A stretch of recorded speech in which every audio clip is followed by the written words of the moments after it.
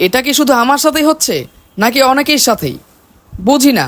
যখন একটু ভালো হয় তখন একটু আশার মুখ দেখি, আবার পরক্ষণেই দেখি অন্ধকার। আসসালামু আলাইকুম এভরিওয়ান, অনন্য ফ্রম শখের ফেরিওয়ালা। সবাই কেমন আছেন? আলহামদুলিল্লাহ আমি ভালো আছি। মনটা বেশ খারাপ।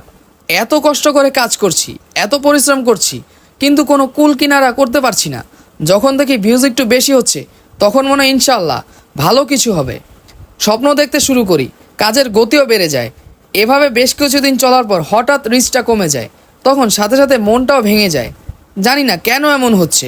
কয়েক মাস ধরে রিচটা অনেকটাই কমে গেছে, সাথে এঙ্গেজমেন্ট, ভিউজ সবই কমছে দিন দিন। ইদানিং আরেকটা ব্যাপার খেয়াল করছি, যেটা কিনা খুবই কাজে লাগে। ফলোয়াররা অনেকেই আনফলো করে চলে যাচ্ছে। বুঝলাম না বিষয়টা। আরে ভাই, যাকে আপনি আনফলো করবেন সেও আপনাকে আনফলো করবে, অথবা আপনার উপর রাগ করে অন্য কাউকে আনফলো করবে। এভাবে সবাই সবাইকে আস্তে আস্তে আনফলো করলে আগামীতে কারো কোনো ফলোয়ার আর থাকবে না। এই প্ল্যাটফর্মটা একেবারে অচল হয়ে যাবে। আচ্ছা, কাউকে আশা দিয়ে তার থেকে সুযোগ সুবিধা নিয়ে তাকে ঠকানো কি ঠিক? যে এটা করবেন তাকে তো আবার অন্য কেউ ঠকাবে।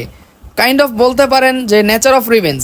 আর বিবেক দিয়ে চিন্তা করেন তো, এটাকে কি বাটপারি বলে না? বাটপারি করে কতক্ষণ টিকে থাকা যাবে বলুন তো আপনারা? যারা এই প্ল্যাটফর্মে নিয়মিত কাজ করে তারা প্রকৃতপক্ষে জানে কতটা কষ্ট করতে হয়। চাকরি করলে তো একটা রুটিন মাফিক টাইম পরিশ্রম করতে হয়, কিন্তু ভাই এখানে দিন রাত একাকার করে কাজ করতে হয়। এত সহজও না ব্যাপারটা। নতুন নতুন আইডিয়া জেনারেট করা, সেটাকে ভিডিও বানানো, এডিট করা, সময় মতো আপলোড করা, অন্যদের ভিডিও দেখা, ইত্যাদি ইত্যাদি অনেক কাজ আছে। এগুলো এত সহজ ব্যাপার না। সাধারণত বড় একটা ভিডিও এডিট করতে গেলে অনেক সময় লাগে, দেখা যায় সারা রাতও কেটে যায়। একটা রান্নার ভিডিও তৈরি করতে গেলে একই সময় কমপক্ষে দুবার রান্না করা যায়। অনেক নিয়মকানুন মেনে কাজ করতে হয়। একটা না একটু বেশি লাইক কমেন্ট করতে গেলে ব্লক খেতে হয়। অনেক সময় দেখা যায় না বুঝে ভিডিও শেয়ার দিলে ইস্যু চলে আসে। আবার 2-4 বছর খেটে যে পেজটা দাঁড় করানো হয়, সামান্য ভুলের কারণে কিন্তু সে পেজটা রেস্ট্রিক্ট খেয়ে বরবাদও হয়ে যায়। আরেকটা কথা হচ্ছে, খাবার টেস্ট করে ভুল ধরাটা যতটা সহজ, খাবারটা রান্না করা কিন্তু অতটাও সহজ না। বাট আমরা কিন্তু মানুষকে নিয়ে বিভিন্ন ধরনের মন্তব্য করে বেড়াই। উৎসাহী নাই বা করতে পারি, কিন্তু বাজে মন্তব্য করে কাউকে নিরুৎসাহিত করা ঠিক না।